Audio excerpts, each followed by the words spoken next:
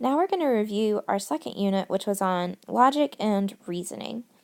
So this was where we had the little hand motions to remember the converse, inverse, and contrapositive.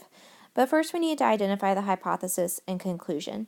What's important for y'all from when we were testing on this is that the hypothesis does not have the if part. So my hypothesis in this statement is just it is raining. There's no if. In the same way, when we get to the conclusion is just the tennis match will be postponed. There's no then. The tennis match will be postponed. When I combine them, like the first part of the problem, this is called the conditional, the if-then statement. So conditional is if-then. All right. So now when I'm doing the converse just means that I am switching. So converse is switching the order. So then it would be if tennis match postponed,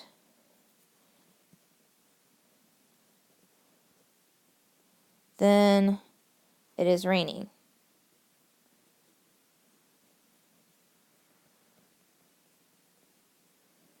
Which isn't necessarily true. So sometimes my converse isn't true because, like, it could be the people I was playing, their bus broke down. So there are a lot of reasons that that could be true. If we're doing the inverse, I'm just going to put negatives. It means we negate the two statements, but I don't switch the order. So it would be if it's not raining,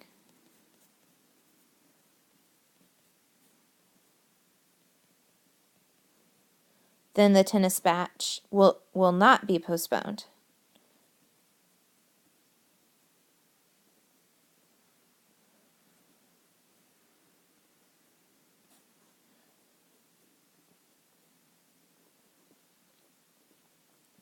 And the contrapositive, you combine the two.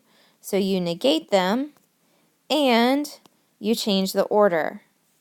So it's both the converse and the inverse put together. All right? So if it's not postponed,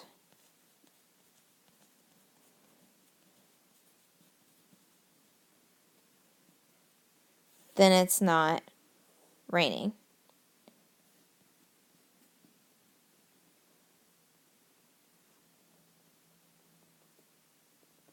And I'm leaving out some words just because it takes a long time to write this on the tablet. All right. So looking at collinear points lie on the same line. So a conditional is an if-then statement. So if points are collinear,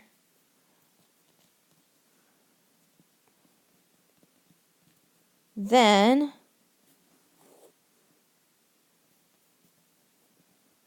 they lie on the same line.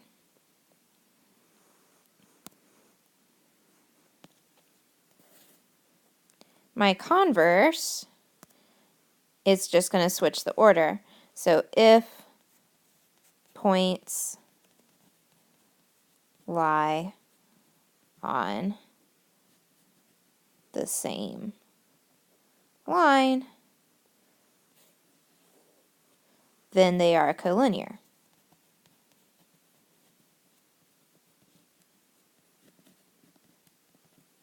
A biconditional is when I have the if and only if. So biconditional would be points are collinear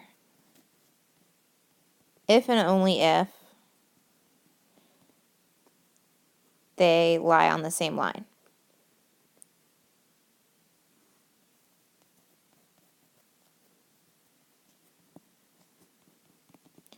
All right. So write the converse of the statement. So that means switch the order. If the converse is true, write it as a biconditional. If the converse is false, give a counter example. So if you live in Detroit, then you live in Michigan. So the converse means switch the order. If you live in Michigan,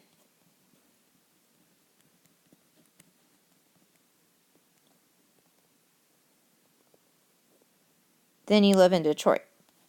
Is that true? No. Why? Because you have tons of other cities and towns and places, except for Detroit, in Michigan that you could live in. So that would be false, because there are lots of cities in Michigan.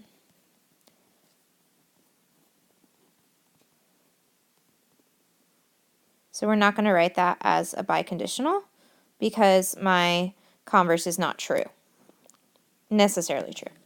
If two angles are supplementary, then their sum is 180 degrees. So the conditional means switch them. So if two angles sum to 180 degrees, then they are supplementary. And that is true. So as a biconditional, it would be two angles are supplementary if and only if their angle sum is 180 degrees. Now let's talk about properties, okay? So looking at the first statement, it says if the measure of angle AOD is 45, then the measure of angle AOD plus 45 is going to equal 90. And so that is going to be E, the addition property, because what am I doing to both sides? I am adding 45. Okay. Angle QPR is congruent to angle QPR. So that is the reflexive property, which we know well, and that's option A. If UV equals VW, then VW equals UV. That's the symmetric property. If I can write an M. And that is option C. If ST equals 10, then ST minus 5 equals 5. That's the subtraction property, which is F.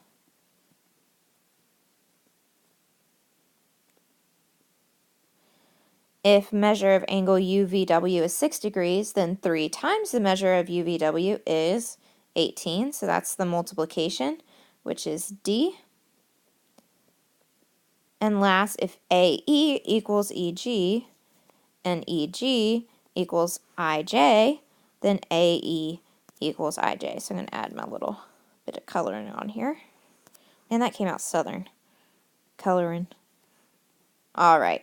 So this is called the transitive property. If I do it with conditionals, then that is called a syllogism. If I have it written out with a bunch of if-thens. Transitive property, which is option B. So remember we had a little thing that we could remember these by. It was RST 1, 2, 3. So R stood for reflexive. Reflexive is one thing is equal or congruent to itself.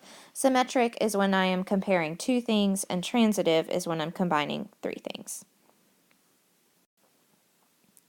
So let's look at my laws of logic, which are different than reflexive, symmetric, and transitive. This is where we're doing law of detachment,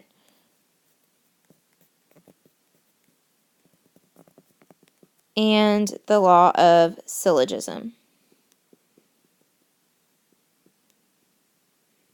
All right. So if a person is driving over the speed limit, then the police officer will give the person a ticket. So I have my hypothesis is red and my conclusion is blue. It says Darlene is driving over the speed limit. So they're giving me my hypothesis, which means I can do the conclusion. The police officer will give them a ticket. The police officer gives a ticket. And that is the law of detachment. So detachment is when they give you the hypothesis so you can make the conclusion. If the result of an X-ray is positive, then the bone is broken. The result of Landon's X-ray is positive. Once again, they're giving me the hypothesis so I can make the conclusion, which is that his bone is broken.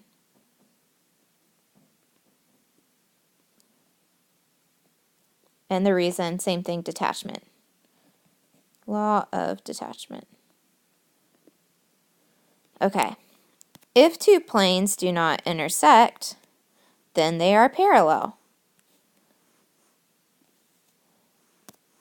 If two planes do not have any points in common, okay, so I haven't had something about that yet, so I'm going to do different color, then they do not intersect. I had that up here, which was the red.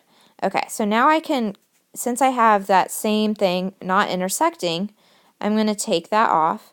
And which of these is the hypothesis? The hypothesis is actually in the second conditional.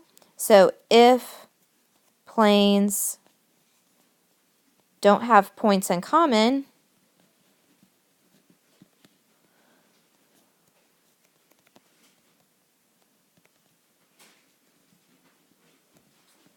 then they are parallel.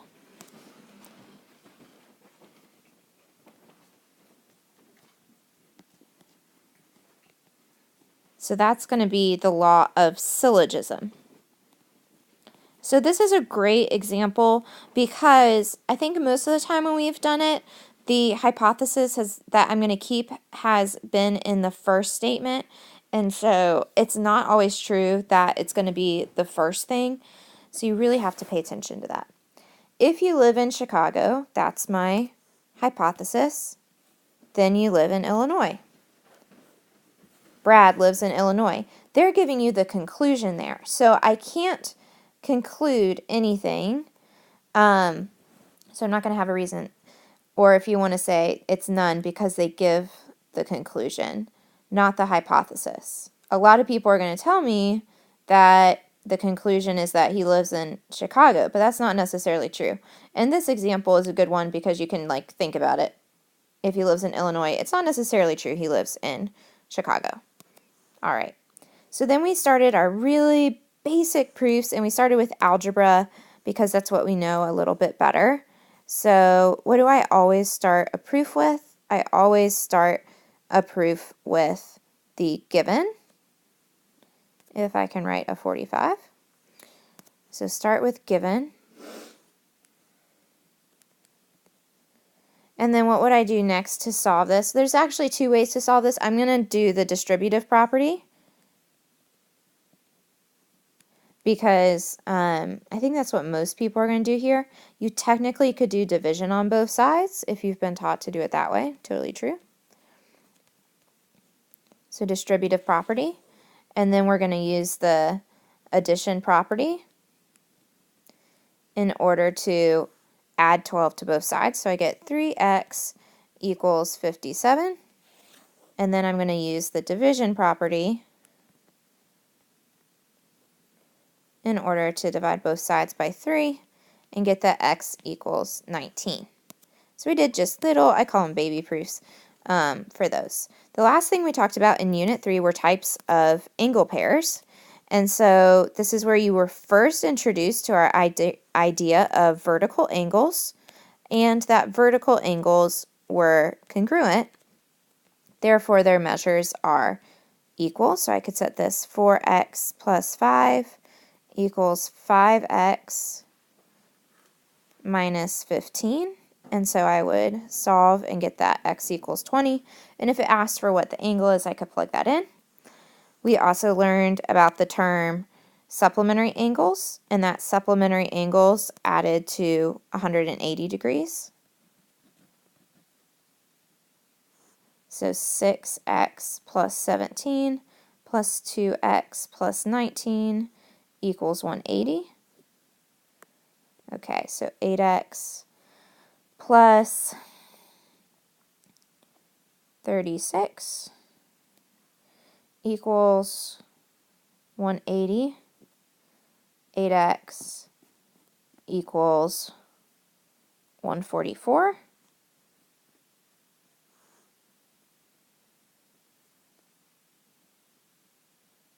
And we do that, and we get x equals 18. The last type of angles that we talked about were complementary angles, and we learned that complementary angles add up to 90 degrees. So 38 plus 3x plus 1 equals 90. So 3x plus 39 equals 90. So 3x equals 51, and x equals 17.